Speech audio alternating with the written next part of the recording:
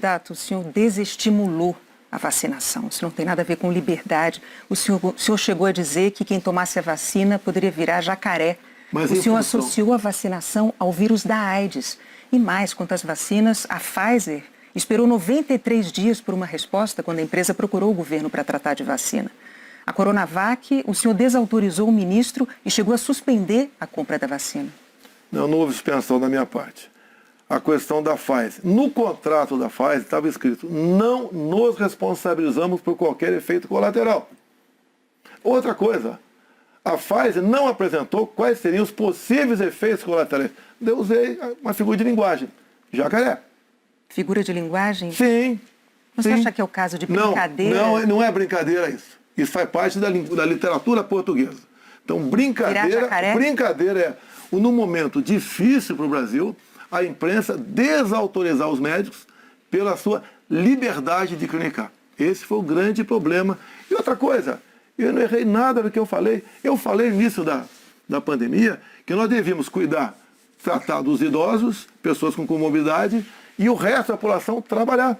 Isso eu falei e não errei. Hoje, muitos países já falam que o lockdown foi um erro, que as pessoas se contaminavam muito mais em casa do que nas ruas. E outra coisa, se falava em fazer o que o lockdown?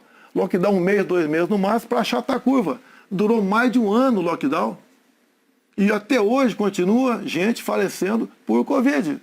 Ou seja, o lockdown serviu sim para atrapalhar a nossa economia e contaminar mais pessoas ainda em casa. Candidato, mas as medidas socioeconômicas importantíssimas, elas foram adotadas por governos no mundo inteiro justamente para sustentar o fique em casa no pico da pandemia, fique em casa se puder. Para que as pessoas pudessem proteger a própria vida e ao mesmo tempo receber um amparo econômico. Para evitar o colapso dos hospitais, aliás, como nós vimos em Manaus, pessoas morrendo com falta de oxigênio por um erro de logística e gestão do seu ministro da Saúde. Negativo. Menos de 48 horas estavam chegando já cilindros lá em Manaus. Lá foi uma coisa atípica, anormal, que aconteceu de uma hora para outra. Menos de 48 horas, cilindros começaram a chegar em Manaus de alguns pontos do Brasil. Fizemos a nossa parte em Manaus.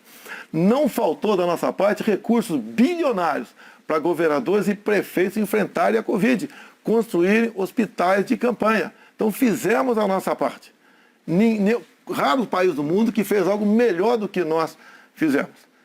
E o resultado, até o OMS reconhece isso daí. Fizemos a nossa parte. O senhor mencionou 48 horas, o fato é que Manaus ficou uma semana, mais de uma semana, 9 dias, sem receber o apoio das pessoas com falta de oxigênio nos hospitais. Não é verdade isso. Agora, não é verdade. Candidato, sobre o seu comportamento com as frases que eu mencionei, imitando pacientes com falta de ar, muitos viram isso como um sinal de falta de compaixão. Eu queria que você botasse no ar eu imitando falta de ar. Realmente... Mas falta de compaixão... Então você começou a mudar. Desculpe, você começou a mudar, tudo bem. Para eu completar a minha frase, muitos viram isso como uma falta de compaixão, de solidariedade com os doentes, com as vítimas, com os parentes das vítimas. O senhor se arrepende? A solidariedade, eu me manifestei conversando com o povo nas ruas, visitando a periferia de Brasília, vendo pessoas humildes que foram obrigadas a ficar em casa sem ter um só apoio do governador ou prefeito. Isso que aconteceu. E nós fizemos exatamente o quê? Demos o auxílio emergencial imediatamente. 68 milhões de pessoas humildes começaram a receber o auxílio emergencial. Eles estavam condenados a morrer de fome dentro de casa. O senhor não se arrepende das declarações? Ou ir para as ruas, fazer o que não queriam. Poderiam ter um caos na rua, caos porque pessoas com fome iam para a rua. Criamos imediatamente o auxílio emergencial. Fizemos a nossa parte. Demos tanto dinheiro para governadores e prefeitos que a gente não tem notícia de eles terem atrasado, foi de pagamento ou até mesmo 13º. E quando tivemos a oportunidade de investigar fraudes, aquela CPI do circo feita por Renan Calheiros, Omar Aziz e Randolfo Rodrigues, não quiseram investigar os desvios de recursos enviados para 9 governadores do Nordeste. Fizemos a nossa parte e tratei com muita seriedade essa questão. Agora, não adotei o politicamente correto. Não estimulei. Inclusive, o que eu falei é que quando foi decidido o que era essencial, o trabalho essencial, eu falei, deve ser todo aquele necessária para o homem ou a mulher levar o pão para dentro de casa. A própria MS concordou comigo nessa questão. Então o senhor chama isso de politicamente incorreto? O senhor não se arrepende do seu comportamento, das frases que fez, imitando pessoas com falta de ar, como solidariedade com as famílias que sofreram? Você acabou de falar que eu não imitei falta de ar e voltou a falar em falta de ar novamente. Você voltou a falar em falta de ar novamente. 700 mil mortos. A minha pergunta é muito específica. O senhor se arrepende Lamento as mortes.